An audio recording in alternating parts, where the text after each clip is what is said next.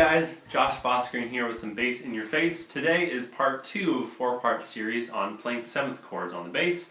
Today we're going to learn how to play the major 7th chord, which comes from either the major scale or the Lydian scale, which we learned several weeks back along with The Simpsons. So anyway, major 7th arpeggio is just root, a major 3rd, a perfect 5th, and a major 7th. But what we're going to do today is actually play the chord voicings, and like I said last week, we're going to leave out the 5th on these chords because when you've got a perfect 5th in a chord arpeggio, it's the easiest note to leave out because it doesn't contribute really significant color to the chord. That may be debatable, but it's common practice, and that's what we're going to do today. So I'm just going to teach you 2 voicings like we did last week, one with the root on the E string and one with the root on the A string. And then we're going to learn a funky little ditty I wrote. This one's a little bit weird, but hopefully you'll enjoy it. You'll hear it in a little bit. Let's start with this first voicing. So we're just going to play an A on the E string on the 5th fret with our index finger.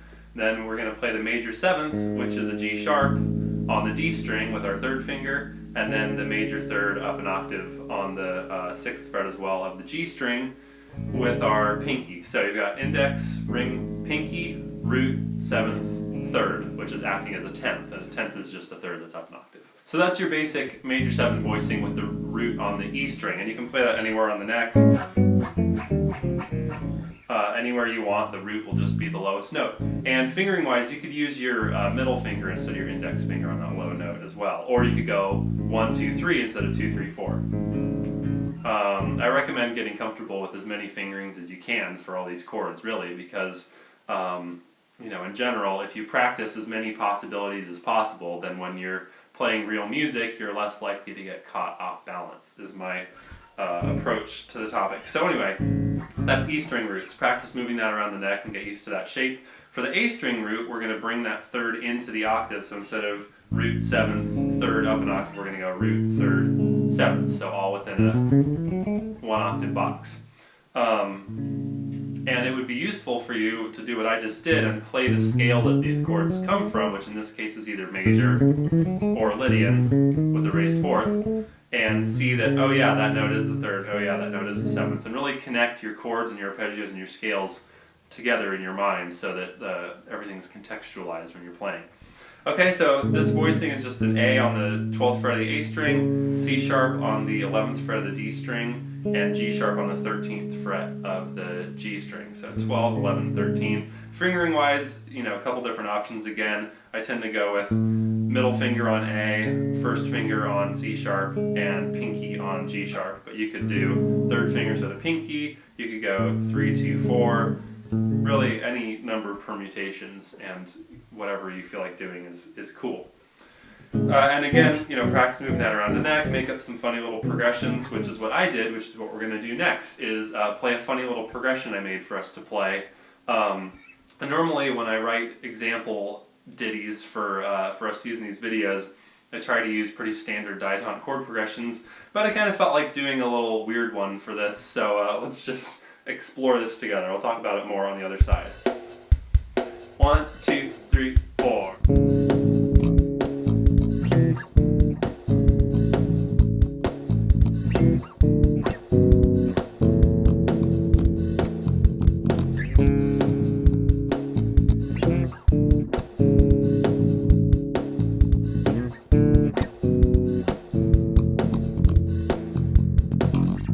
Okay, so what is going on with this weird little progression? First of all, chord-wise, we're using the same voicing for every chord. Just root, major 7th, major 3rd, all in relation to the lowest note you're playing.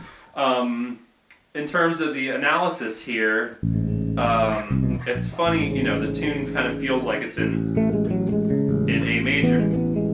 But the progression is actually more of an A Phrygian kind of deal. We're going to the minor 3rd, flat 2, and the minor 7 and minor 6. So you could really look at the root movement as being either A Phrygian or F major, which would be the relative major.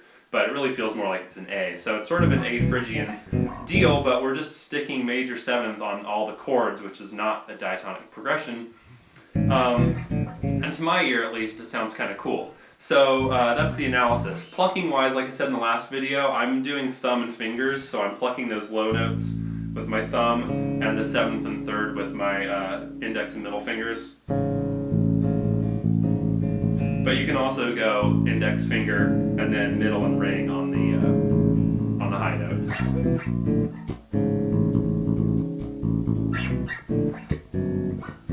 But I just like to do thumb and fingers a lot. The other plucking thing here that's happening is that weird little 16th note thing that's happening on the low notes.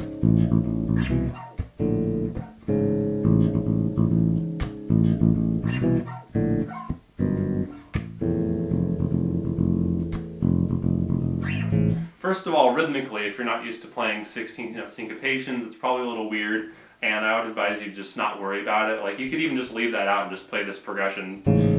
3, 4, 1, ba, ba, ba, ba, 3, 4, 1, 2, 3, 4, ba, 2, 1, 2, 3, 4. Just worry about the chord voicings and don't worry about my weird little root movement thing. But if you're cool with the 16th note figures, the way I'm plucking that, thumb and fingers, is I'm plucking that first chord, thumb, index, middle. And then for the fast stuff, I'm just going thumb and index on the E string.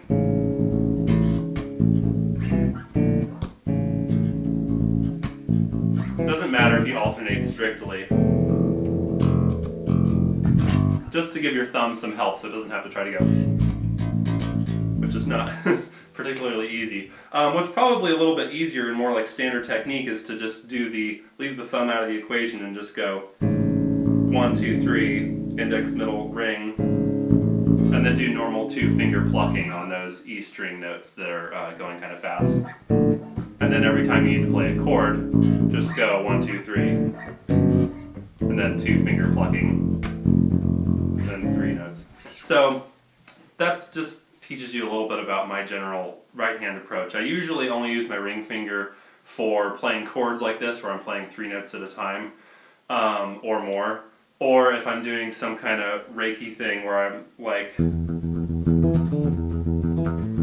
where I really need 2 fingers down on a low thing and I want to get up somewhere, then I'll use my ring finger. But I almost never do actual 3-finger alternating like some people do. Billy Sheehan, I think, does that, although he does 4 fingers a lot. And Steve Bailey's into the like 1, 2, 3, 2 thing to get groups of 4. But I don't really do that. I've worked on it a little bit for fun, but I don't really do it. So that's what I'm doing with the plucking for this. It's a little bit more than I planned to say, but hopefully that's of interest for general technique purposes. So that's the E string version of this progression. Now we're going to play the same progression, and we're just going to use the A string shapes. And unlike last week where the progression was alternating E string and A string shapes, as you've probably noticed already, this is all using the same shape through the progression because the root movement is mostly stepwise, so there's not a lot of voice leading that we can smooth out. If the root movement is further apart, then it's easier to do some inversions to make the voice leading smoother, but that's not really a factor in this case. So we're going to do the final exercise here, which is the same progression we just did, starting with an A string root. And the last note I'll make, I've made too many notes in this video already, but I just want to say another thing that's funky about this progression is that you'll notice that it's 6 bars long, and we're very used to hearing 4 and 8 bar progressions, but six bars is more of a triangular feeling. You get 2, 2, and 2 makes a triangle. Does that make sense? So it gives it kind of a quirky sound. It's not totally unheard of, but it's much, much, much less common than square progressions. 1, 2, 3, 4. 1, 2, 3, 4. And same with meter. We're used to hearing music that goes 1, 2, 3, 4. 1, 2, 3, 4. But then when we hear something that's 1, 2, 3, 1, 2, 3 triangular, it feels a little bit different. I'm just waiting to hear something that's circular with an infinite number of beats per bar. Wouldn't that be exciting? Okay, here we go. Final exercise. 1, 2, 3, 4.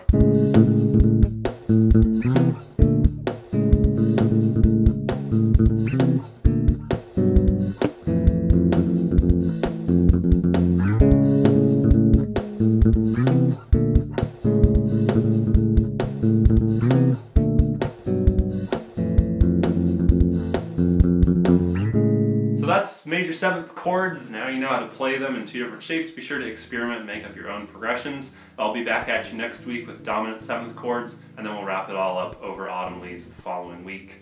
Thank you guys for watching. I really appreciate it. Otherwise, I'd just be all alone on the internet. If you want to support me in making more of these free videos for everybody to enjoy, you can check me out on Patreon, or you can make a donation through my website. And you can also buy my book now. If you don't want to make a donation and get nothing for your hard-earned money, you can get my little book called Beastly Scales and Arpeggios, and I'll take you through the whole Beast trilogy of scale and arpeggio exercises.